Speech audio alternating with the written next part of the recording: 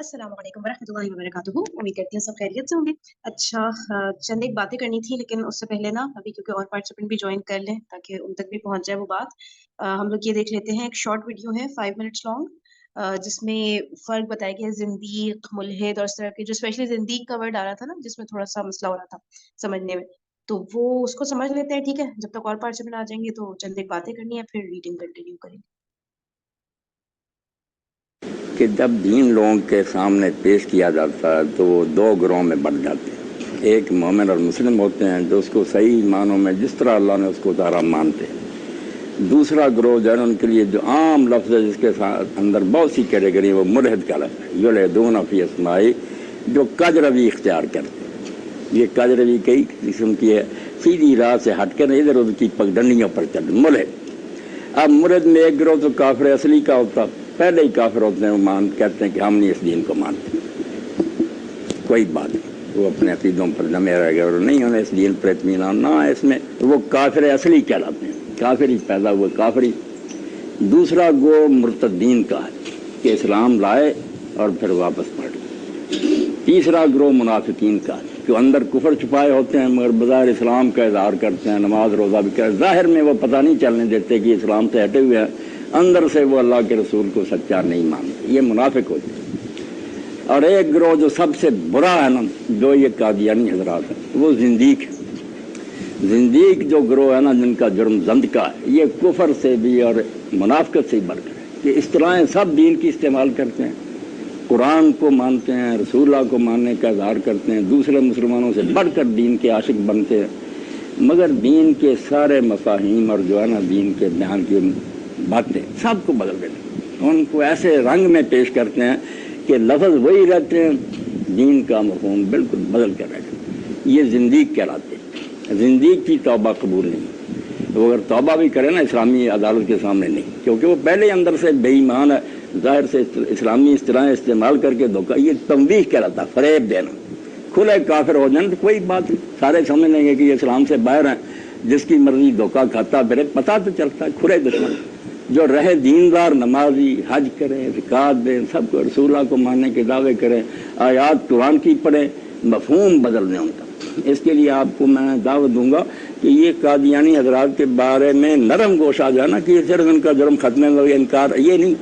आपको अगर तफसीर सगीर ही मिल जाए ना मिर्ज़ा बशीरुद्दीन महमूद के हमारे, आप हैरान होंगे कि कुरान जो है ना एक मम्मा बना हुआ, लड़का लिखा हुआ, लड़के से मुराद और है, मछली से मुराद और है, दीन को इन्होंने बिल्कुल मजाक बना रखा। ये ज़िंदीक़ लोग हैं कि अल्फाज कुरान के हैं, मफ़हूम उनका ऐसा बदलते हैं, आप हैरान होकर तफसीर पढ़कर सोचेंगे यार एक कुरान का बयान हो, ये क्या बात है कि अजीब व गरीब में उन्होंने तफसीरें शुरू कर दी।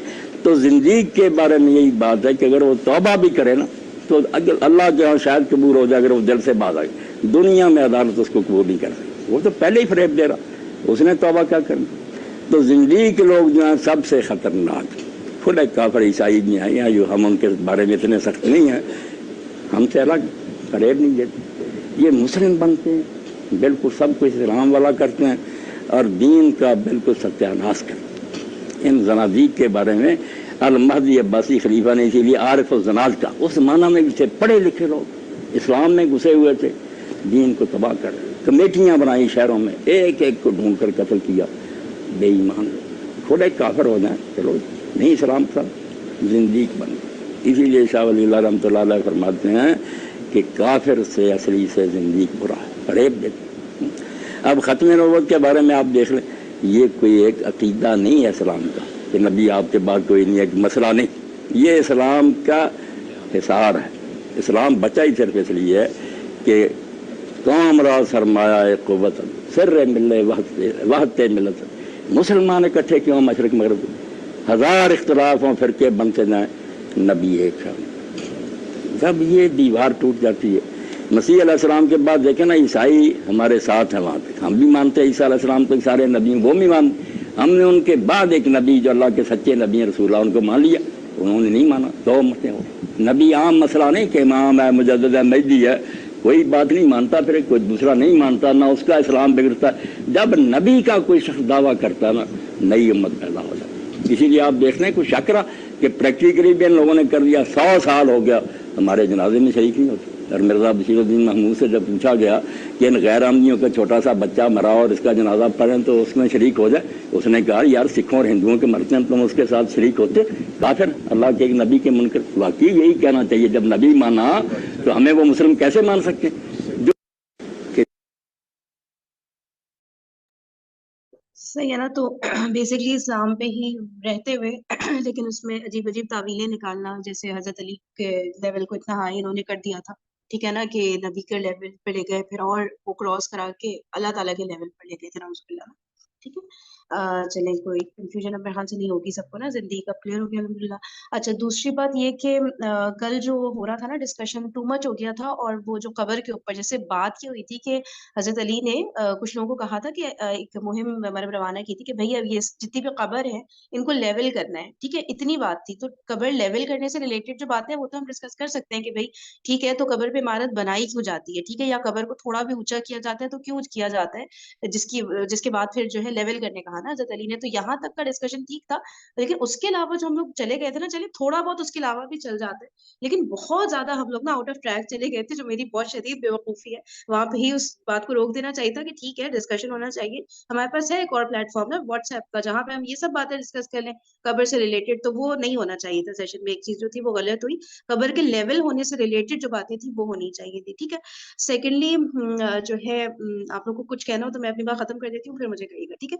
اچھا دوسری بات یہ کہ جو حضرت علی رضی اللہ تعالیٰ عنہ کی بات تھی نا, کہ جو انہوں نے جلایا تھا, یہ جتنے بھی لوگ تھے جو ان کو خدا کے لیول پر لے گئے تھے اور وسیع رسول بنا دیا تھا اور ان سب کا, تو ان کو جو جلایا تھا, تو یہ بات جو میں نے چیک کری, میں نے اول تو یوٹیوب پہ کافی دیکھا کہ کچھ ایکسپلینیشن تو ملے ہمیں, کیونکہ ظاہر ہے سب لوگ پریشان ہو گئے تھے پڑھ کے نا.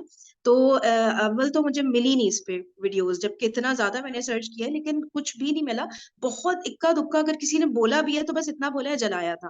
اس کے آگے پیچھے کی ایکسپلینیشن, کیونکہ ہم وہی والی بات ہے نا کہ اللہ تعالیٰ ہی آگ کا عذاب دے سکتا ہے, یہ ساری ہم نے چیزیں پڑھی تھی نا, تو لیکن ایکسپلینیشن کہیں نہیں ملی. تو یہ میرے لیے بہت زیادہ سرپرائزنگ فیکٹ تھا. ایک جگہ پہ تھوڑی سی یہ ملی تھی کہ جو ہے یہ والی ٹیچنگ میں بھی حضرت علی تک نہ پہنچی ہو, نبی پاک صلی اللہ علیہ وسلم کی, ٹھیک ہے نا, کیونکہ 24 آورس کا تو ساتھ نہیں تھا نا نبی پاک صلی اللہ علیہ وسلم اور حضرت علی کا, ٹھیک ہے, ڈفرینٹ جگہوں پہ ٹریول کرتے تھے, بہت ساری چیزیں ہوتی تھی. تو یہ ایک چھوٹی سی ایک بات ہے جو میں کہہ رہی ہوں, اپنے ذہن کو تھوڑا کھلا رکھنے کی ضرورت ہے. کہ اور یہ تھا کہ یہ روایت جو ہے یہ ویک ہے, یہ بھی ایک جگہ پہ لکھا ہوتا ہے کہ یہ ویک روایت ہے. اور بھی کہیں کہیں پہ آتا ہے کہ کچھ حضرت ابو بکر اور خالد بن ولید رضی اللہ تعالیٰ عنہ ان کے بارے میں کہ انہوں نے بھی پتہ نہیں کس کو جلایا تھا, لیکن وہ بھی ویک روایات ہیں. تو اس طرح کی جو صحابہ کی باتیں آتی ہیں نا کہ اگر انہوں نے جلانے کا عذاب دیا تھا, تو وہ بہت ضعیف روایت ہے, ان کو ہم نے اگنور ہی کرنا ہے. تو یہ روایت بھی کوئی اوتھینٹک نہیں ہے, یہ ایک جگہ پہ لکھا آیا تھا, ٹھیک ہے.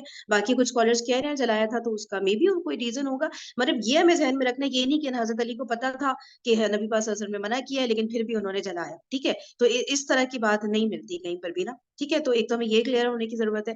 تیسرا یہ کہ جو بھی نا ہم اس بک میں پڑھ رہے ہیں تو اس کو پلیز یہ چیز ہمیں بار بار, ہم لوگ مانتے ہیں اس بات کو, ٹھیک ہے, لیکن ہمارے ذہن سے نکل جاتا ہے کہ جو ہے یہ پتھر پہ لکیر نہیں ہے, ٹھیک ہے, یہ 100% والی بات نہیں ہوتی ہے, کیونکہ نہ یہ قرآن کی آیات ہیں ساری کی ساری, نہ یہ صحیح احادیث ہے, ٹھیک ہے نا. اور ایون آپ لوگوں کو پتہ ہے کچھ صحیح احادیث ہے کہ جو اگر قرآن کی آیت سے ٹکرا رہی ہوتی ہے یا کسی اور صحیح حدیث سے کچھ اس طرح کا مطلب ایک ہو رہا ہوتا ہے, کانفلکٹ آ رہا ہوتا ہے, تو اس کو بھی نا دیکھ بھال کے وہ کرنا ہوتا ہے. کہ ہم لوگ ہر بات کو نا اس طرح بالکل وہ نہیں کر سکتے کہ صحیح حدیث ہے تو 100% صحیح ہے, کہیں کہیں پہ وہ بھی کسی نے صحیح کہی ہوتی ہے, کسی نے صحیح نہیں کہی ہوتی. تو اس طرح سے نا ذہن کو اوپن رکھنے کی ضرورت ہے, جو کہ اللہ کا شکر ہم لوگ رکھتے بھی ہیں. اس بات کو ہم لوگ اس بک کی ہر بات کو 100% اوتھینٹک نہیں مان رہے, تو اس بات کو پلیز دھیان میں رکھیے, اور کہیں پہ بھی کوٹ کرنے سے پہلے کوئی بھی اس بک کی بات چیک کر لیں کہ وہ اوتھینٹک ہے کہ نہیں ہے, صحیح ہے نا. ہر بات 100% صحیح نہیں. فار ایگزامپل عبداللہ بن سبا کی بات لے لیں تو اکثر اسکالر نے یہی کہا ہے کہ ہاں عبداللہ بن سبا ہی تھا جس نے مسئلے مسائل کریٹ کیے, جو کہ بڑھتے بڑھتے حضرت عثمان رضی اللہ تعالیٰ عنہ کے دور میں, جو کہ بڑھتے پھر ان کی شہادت تک بات پہنچ گئی, اور پھر حضرت علی رضی اللہ تعالیٰ عنہ کے دور میں بھی جو ہے یہ سب حرکتیں اس نے کی تھی. تو یہ اکثر اسکالرز یہ کہہ رہے ہیں, لیکن اسٹل کچھ اسکالرز ہیں جو کہ ریسرچ بھی کرتے ہیں, ٹھیک ہے, وہی بات کہتے ہیں کہ عبداللہ بن سبا کو اس طرح سے سمجھے کہ جیسے نہیں کسی نے قتل کیا کسی کو, فار ایگزامپل, ٹھیک ہے. اب آپ نے کیا کیا کہ فار ایگزامپل میں نے کسی کو قتل کیا, ٹھیک ہے.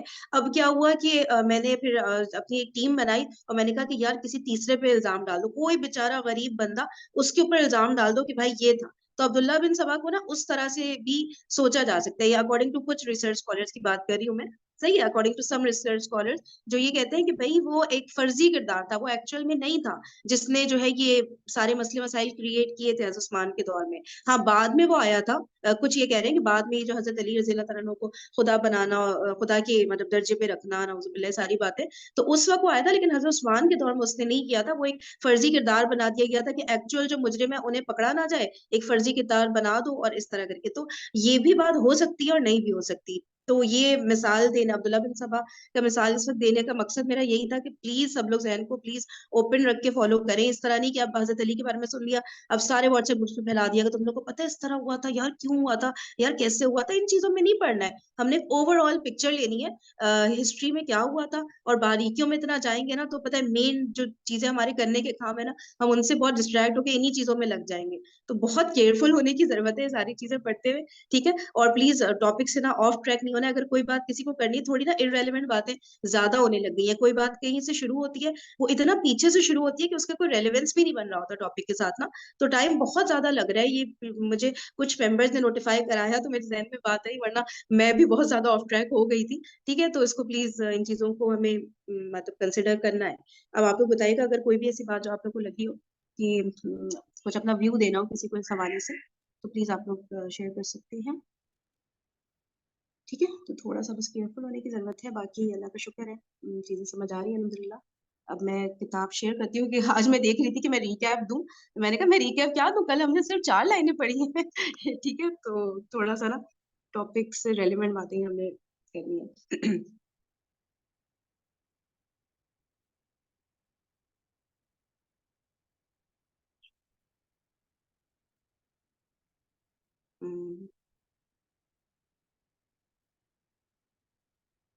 اصل میں ہمارے ذہنوں میں بیٹھ جاتا ہے نا, جو چیز ریٹن فارم میں ہے نا بس وہ تو پتھر پہ لکیر ہو گئی ہے. تو ایسے نہیں ہوتا نا, یہ ریٹن فارم ہونے کا مطلب یہ نہیں ہے کہ اوتھینٹک بھی ہو. چلے یہ ہم نے یہ پڑھ لیا تھا, ٹھیک ہے, کہ ان سب کو حضرت علی نے ختم کروا دیا تھا جو غلط غلط باتیں کرے تھے نا حضرت علی کے حوالے سے کہ معصوم ہے, اور مطلب معصومیت کے لیول پہ, نبی کے لیول پہ پہنچا دیا, اور وہ اللہ تعالیٰ کے لیول پر, اور ساری چیزیں, ٹھیک ہے. تو اور زندگی کا بھی ابھی ہم نے ویڈیو دیکھ لی, ٹھیک ہے. تو اس طرح سے ان کو ختم کر, پھر یہ شرکیہ رسوم اور بدعات کا ستباب, اسی پیراگراف پر تھے ہم, صحیح. حضرت علی رضی اللہ تعالیٰ عنہ نے شرک و بدعت اور نظریاتی کجروی کے ہر دروازے کو مسدد کرنے کے لیے ارشاد و نصیحت کا سلسلہ جاری رکھا. شرکت و بدعت کی بے کنی کے لیے آپ رضی اللہ تعالیٰ عنہ نے قبروں کو اونچا بنانے کی رسم کو ممنوع قرار دے دیا, جو بعض جاہلوں نے از سر نو شروع کر دی تھی.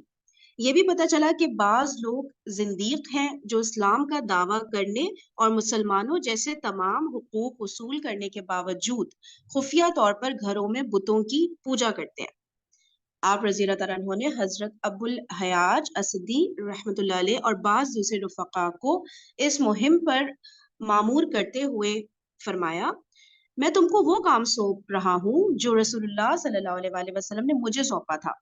وہ یہ کہ کوئی بھی مجسمہ دیکھو تو اسے توڑ ڈالو, اور کوئی بھی اونچی قبر دکھائی دے تو اسے زمین کے برابر کر دو. یوں مجسموں کی توڑ پھوڑ اور اونچی قبروں کو مسمار کرنے کے ذریعے شرک کے دروازے بند کرنے کی کوشش کی گئی. کتنے جرات والے لوگ ہوں گے نا کہ سوچیں قبروں کو لیول کرنا, کیونکہ اکثر قبریں جو اسپیشلی جو بہت زیادہ ہائٹ پہ ہوتی ہیں, بڑے بزرگوں وغیرہ کی ہوتی ہے نا, تو لوگوں نے کتنا آبجیکشن کریٹ کیا ہوگا ساری چیزیں, پھر بھی انہوں نے قبروں کو مسمار کرنا شروع کیا نا کہ لیول کریں. اسی طرح بتوں کو پوجنے والے زندیقوں کو بھی پکڑا گیا, اور جب وہ توبہ طائب نہ ہوئے تو انہیں قتل کر دیا گیا, ٹھیک ہے. اور باقی جو بھی ڈسکشن سے ریلیٹڈ کرنا ہو, کل جو بھی بات ہو رہی تھی وہ انشاءاللہ ہم لوگ واٹس ایپ پہ کر لیں گے, صحیح. اپنوں سے شکایات. آپ رضی اللہ تعالیٰ عنہ کی افواج اور آپ کے گرد جمع ہونے والے روسا میں زیادہ تر لوگ اہل عراق و فارس تھے. فارس یعنی وہ ایران والے ایریا نا, صحیح ہے. تو کیا بتا رہے ہیں کہ جو فوج تھی حضرت علی کی اور ان کے ارد گرد جو رئیس لوگ تھے جمع ہوئے ہوئے, تو ان میں زیادہ تر جو لوگ تھے نا وہ اہل عراق تھے اور اہل فارس تھے.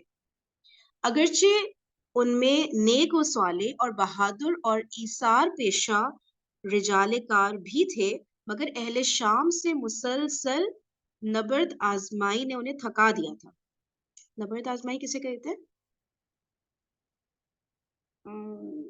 بتا سکتا ہے کوئی یہ نا سیکنڈ لاسٹ پیراگراف کی سیکنڈ لائن ہے, مسلسل نبرد آزمائی. محاذرائی کہتے ہیں نا, محاذرائی نبرد آزمائی.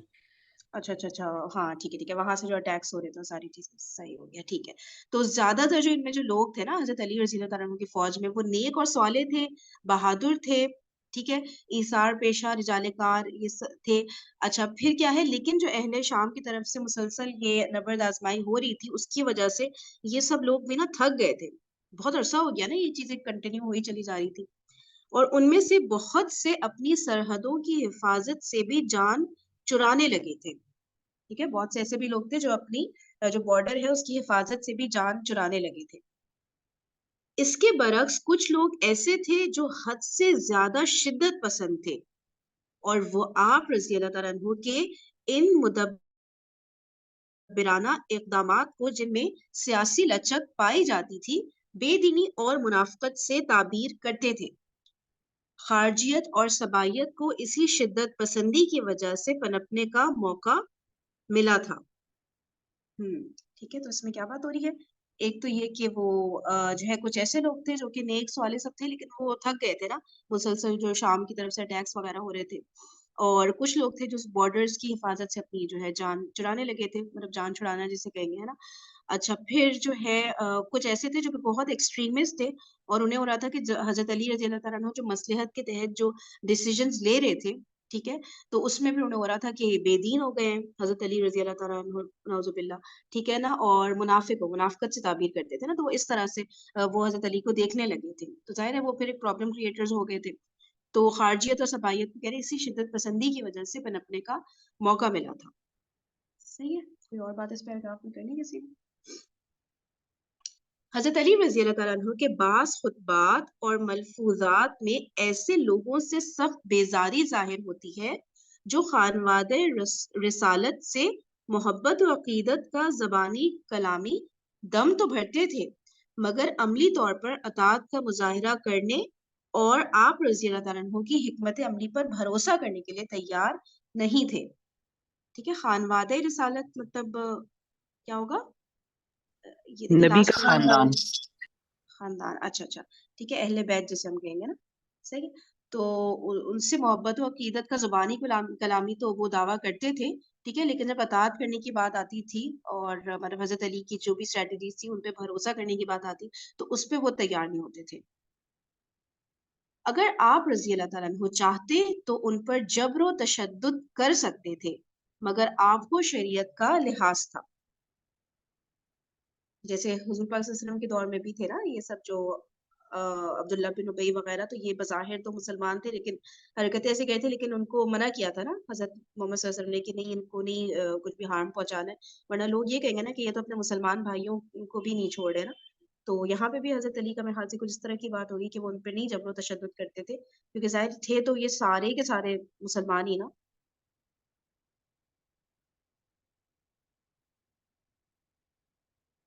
آپ فرماتے تھے, یعنی حضرت علی رضی اللہ تعالیٰ عنہ فرماتے تھے, میں خوب جانتا ہوں کہ تمہاری اصلاح کس طرح ہو سکتی ہے, مگر اللہ کی قسم میں تمہاری اصلاح کے لیے اپنے آپ کو نہیں بگاڑ سکتا.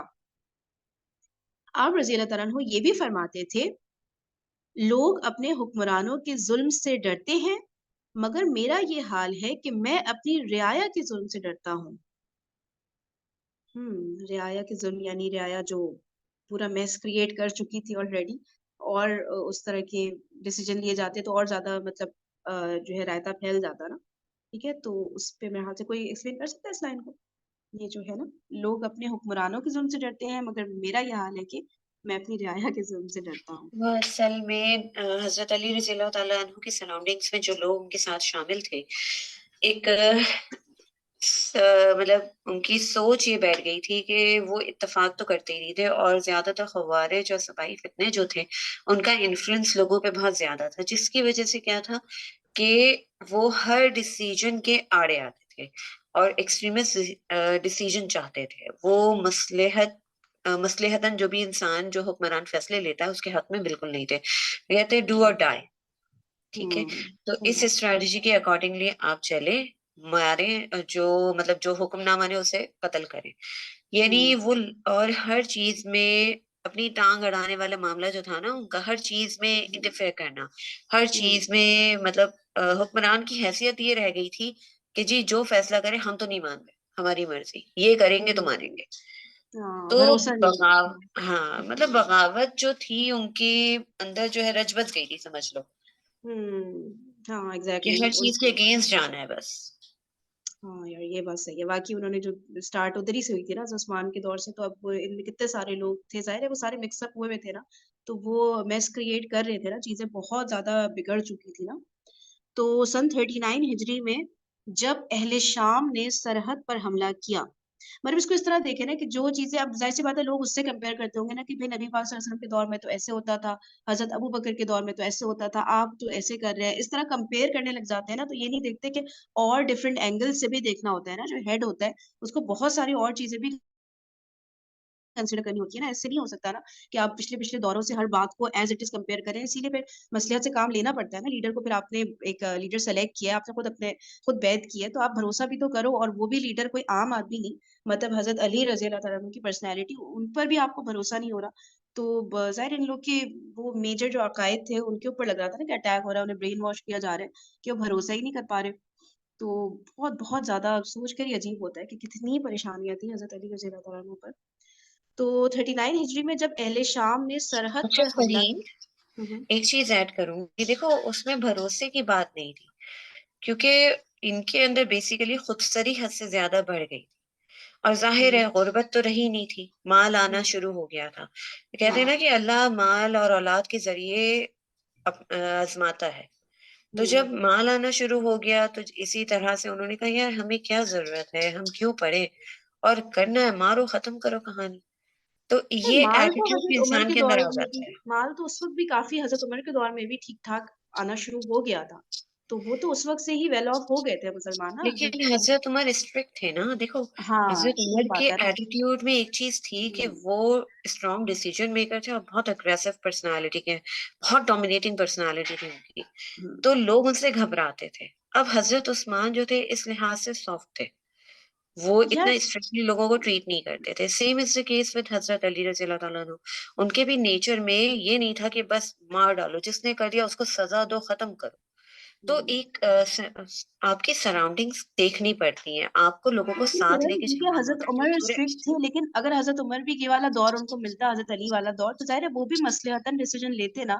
اسٹرکٹ ہونا اپنی جگہ ہے، لیکن ظاہر ہے جو حالات حضرت عمر کے دور میں تھے وہ بہت الگ تھے نا جو حضرت علی کے دور میں ہو چکے تھے. دیکھو ٹھیک ہے اس نا. کو تو لنک کرو، اس کو لنک کرو حضرت عثمان کے دور سے.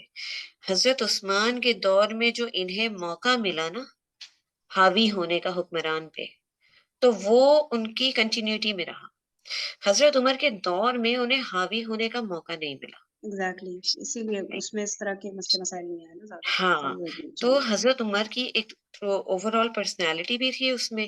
دوسرا یہ کہ یہاں پر اب لوگ یہ سوچ رہے ہیں یار یہ تو بات ہی نہیں مانے، بس آسان ہدف ہے، مانتے مانے، ہماری بات نہیں مانتے تو ہم تو بغاوت کریں گے. کیونکہ ایک کوشن انسان نکال لیتا ہے نا اپنی مطلب کا، اتنا خود غرض ہو جاتا ہے انسان بعض اوقات کہ وہ اپنی آسانی کا راستہ نکال لیتا ہے یا اپنے مطلب کا راستہ نکال لیتا ہے. وہ یہ نہیں دیکھتا کہ جو فیصلہ کرنے والا ہے اس کے سراؤنڈنگس میں کیا کیا چیزیں موجود ہیں، کیا کیا کچھ چل رہا ہے.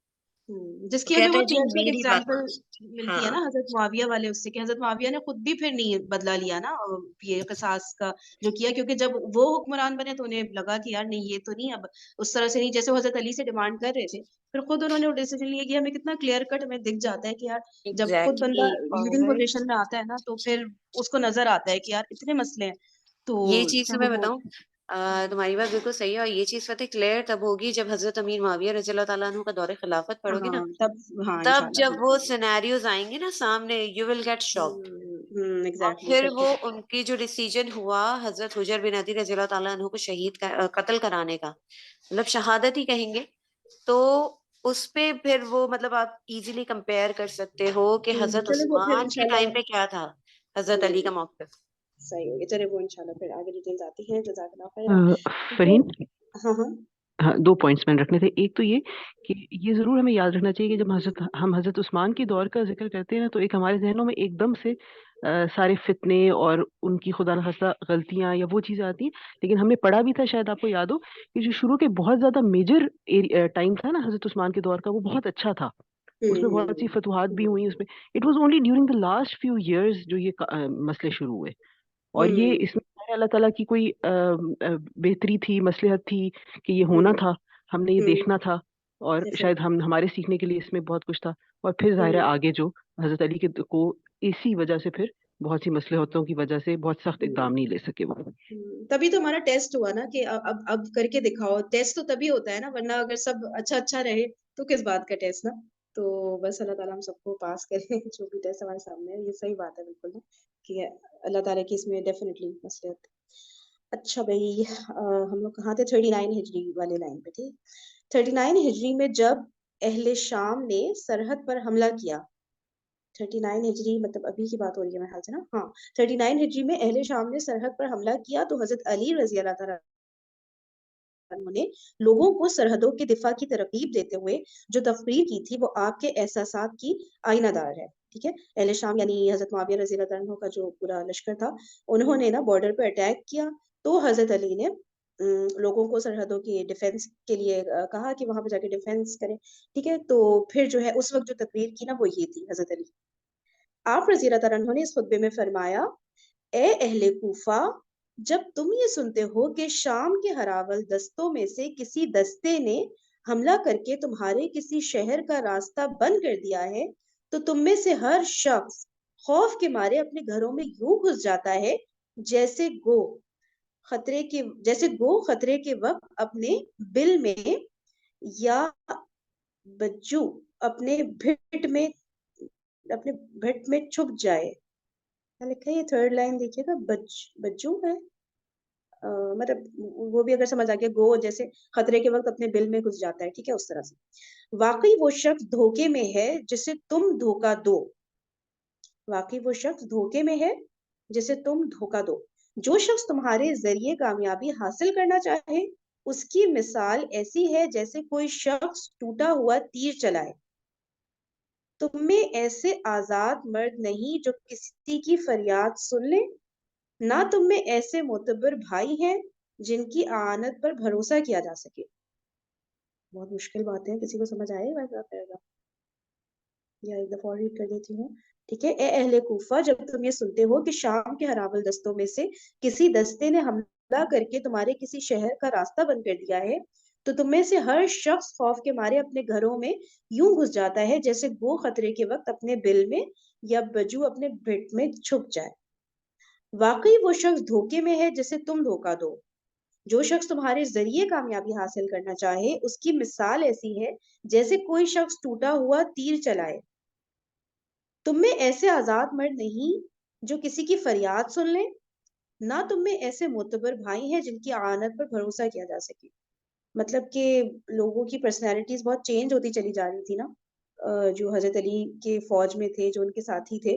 ٹھیک ہے نا، تو ان میں سے اکثر لوگ اس طرح کے ہوتے جا رہے کہ بھروسے کے قابل نہیں ہو پا رہے تھے اور وہ ڈر رہے تھے اور ڈر کے اپنے گھروں میں چلے جاتے تھے جب اٹیکس ہوتے تھے نا. تو ایک طرح سے ڈس اپوائنٹمنٹ کا اظہار کر رہے ہیں نا حضرت علی رضی اللہ تعالیٰ عنہ لوگوں کے سامنے کہ اب مطلب تاکہ ایک طرح سے موٹیویٹڈ فیل کرے، ہے نا، واپس رائٹ ٹریک پر آئے. اور کوئی کچھ کہنا چاہ رہے اس پر؟ اس میں اچھا، ایک اس پہ چیز فریم اور ہے. اچھا جی آپ بول لیں. ہاں کرن، تھوڑا شارٹ رکھنا کرن، ٹھیک ہے، ہاں اور پھر اچھا دیکھو، اس میں نا ایک چیز آتی ہے کہ یہ ہسٹری پروون ہے کہ عراق کے لوگوں میں اور کوفے کے لوگوں میں بغاوت کی مطلب وہ تھی، ہیبٹ تھی. وہ ہمیشہ ڈچ کیا کرتے تھے اور ظاہر ہے وہ بیک فٹ پہ چلے جاتے تھے اور سامنے نہیں آتے تھے. جب بھی آواز دی جاتی تھی کہ آؤ لڑنے کے لیے چلو یا لشکر کشی کرنے جا رہے تو وہ بلوں میں چھپ جاتے تھے کہ نہیں جی ہم تو قتل ہو جائیں گے، ہم نہیں جا رہے. تو یہ مطلب دھوکہ دہی ان کی فطرت میں شامل ہے. صحیح، تو اس میں ہمیشہ جو تو نہیں کہہ انڈرسٹینڈ، سکتے کرن، ہمیشہ کیوں کہیں گے؟ مطلب اس وقت ہونا شروع ہو گئی تھی یہ کہیں گے نا، ورنہ حضرت علی ایسی جگہ اپنا سینٹرل گورننس پوائنٹ کیوں بناتے عراق کے کوفہ میں نا؟ وہ پتہ اس وقت ہونا شروع ہو گئے تھے، پہلے تو ہے ایسے نہیں ہوں گے، ورنہ وہاں پہ کیوں رہتے حضرت علی نا؟ وہ پھر یہ ہمیں مجھے نہیں بات لگتا. سے بھی پتہ چلتا ہے کہ ان کی ڈور کو نا اسٹرکٹلی اور کسی اسٹرکٹ حاکم کے ذریعے ہی تھاما جا سکتا ہے، کیونکہ ان کی فطرت میں تھی یہ چیزیں. ہمیں ہسٹری بتاتی ہے اس کی، عراق کی نا، کہ عراقی لوگوں میں ان کی فطرت میں شامل تھا دھوکا. کیونکہ ایک تو ظاہر ہے آپ نے مسلمز جو ہیں وہ ان کے حاکم بن گئے، پہلے وہ ایکسیپٹ نہیں کر رہے تھے، اینڈ دین ان کے اندر جو پرانی فطرتیں چل رہی آتی ہے، جس میں ایران بھی آگے آگے ہے اس معاملے میں. تو وہ جو ہے نا، ایک چینج مینجمنٹ ہوتی ہے. تو چینج مینجمنٹ کی جو ایکسیپٹنس ہوتی ہے وہ بہت مشکل ہوتی ہے بہت سے لوگوں کے لیے، بہت سی قوموں کے لیے، بہت سی کنٹریز کے لیے.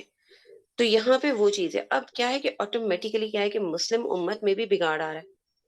اب ان میں بھی مطلب وہ جو ہے عجیب ان کی ایٹیٹیوڈ، جو پرانی جو حضور صلی اللہ علیہ وسلم نے ان کی تربیت کی تھی، جو دین ان تک پہنچایا تھا، اس میں بھی اب مطلب کیا ہے کہ ایک چینج آ رہا ہے کہ لوگ جو ہے آسانی کی طرف جا رہے ہیں، مشکلات فیس نہیں کرنا چاہتے، تو ان کو اور موقع مل گیا. صحیح ہو گیا. ہاں ٹھیک ہے، اب اروب کا پوائنٹ آف ویو سن لیتے ہیں. اروب آپ جی فریم، مجھے یہ پیراگراف پڑھ کے نا اپنے پریزنٹ ڈے مسلمانوں کے حالات یاد آئے کہ ہم بھی بہت بڑی بڑی باتیں کرتے ہیں، بڑی بڑی موٹی موٹی کتابیں بھی پڑھتے ہیں، اور بہت زیادہ نالج بھی بہت سے لوگوں کے پاس ہوتا ہے، لیکن جب کوئی پریکٹیکلی کچھ کرنے کا ٹائم آتا ہے تو ہم بہت خوفزدہ ہو جاتے ہیں. اور نمبر 2 یہی ہے کہ ہم بھی بھروسے کے قابل نہیں رہے. ہاں یار تو بالکل. یہ ایگزیکٹلی وہی. دوسرا جو کرن کہہ رہی ہے کہ عراق اور ایران کے لوگوں کی ہسٹری تھی اس طرح سے، تو وہ پھر بے شک واٹس ایپ پہ نا کچھ ہم سے شیئر کر دیں کہ مسلمان ہونے سے پہلے انہوں نے پرانی ہسٹری میں کیا کیا ہوا ہے ایسا، تاکہ ہمیں مطلب حضرت آئیڈیا ہو. علی کے دور سے پہلے کی بات ہے نا، کیونکہ حضرت علی جی کے دور تک ہمیں دکھ گیا ہے کہ وہاں پہ لوگ اس طرح ہوتے چلے جا رہے ہیں، لیکن اگر یہ اس سے جی پہلے کی ہے تو ہمیں ہاں مطلب اس کا ایک ایویڈنس مل جائے. ٹھیک ہے کرن، تو آپ شیئر کر دیے گا تاکہ ہمیں پتا ہو کہ مطلب ایسے تھے، پھر بھی حضرت علی نے وہاں پہ ہی اپنا سینٹرل پوائنٹ بنایا.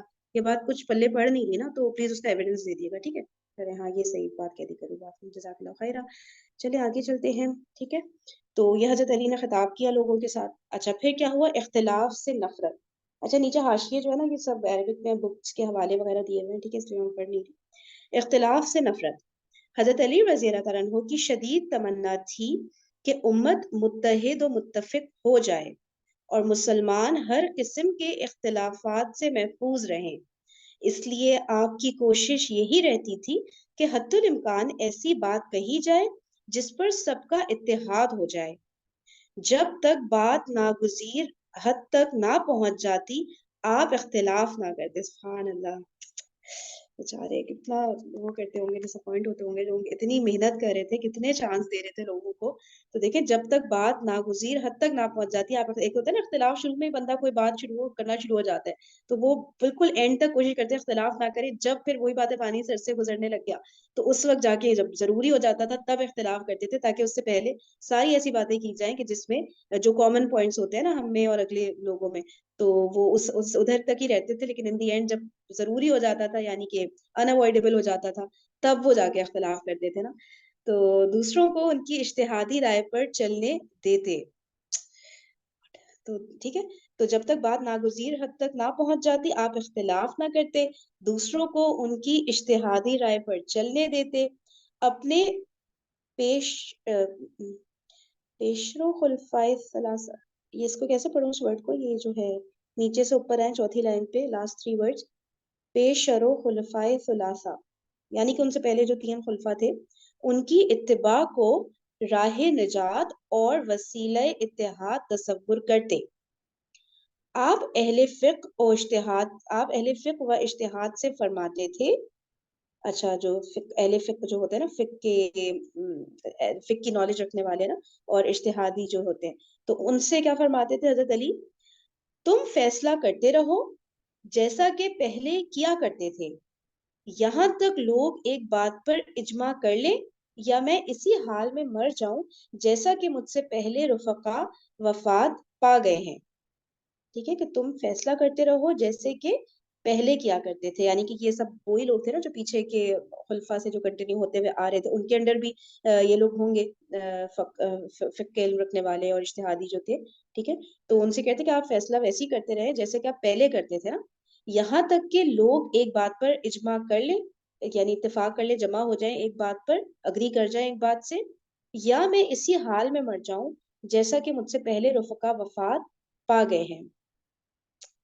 बात थोड़ी-थोड़ी समझ आ रही है, लेकिन ये बोलना नहीं आ रहा कि इसको कैसे समझाएँ कि आप वैसे ही फैसला करते रहें, यहाँ तक कि लोग मतलब आपकी बात से एग्री कर जाएँ, इजमा हो जाए लोगों का, या दूसरी बात ये कि मैं इस हाल में मर जाऊँ कि जैसे मुझसे पहले रफ़क़ा वफ़ात पा गए हैं, कि मतलब आपस में लोगों में वो ना हो ना कि इख्तिलाफ़ हो रहा है और एक-दूसरे के अगेंस्ट खड़े हो रहे हैं। जिस हद तक पॉसिबल हो ऐसा डिसीज़न लिया जाए, जो अहले फ़िक़्ह हैं और जो इज्तिहाद करने वाले हैं, मुज्तहिद हैं जो, ऐसा डिसीज़न लें कि जिस पे सबका इत्तेफ़ाक हो जाए ना, ताकि उम्मत एक मतलब उम्मत में एका रहे ना, आपस में ये छोटी-छोटी बातों पे इख्तिलाफ़ कर के अलग-अलग ना हो जाएँ सब ना।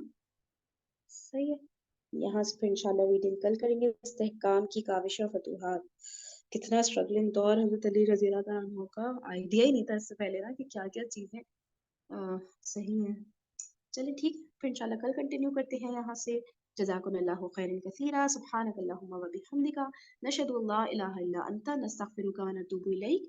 अस्सलामु अलैकुम व रहमतुल्लाहि व बरकातुहू।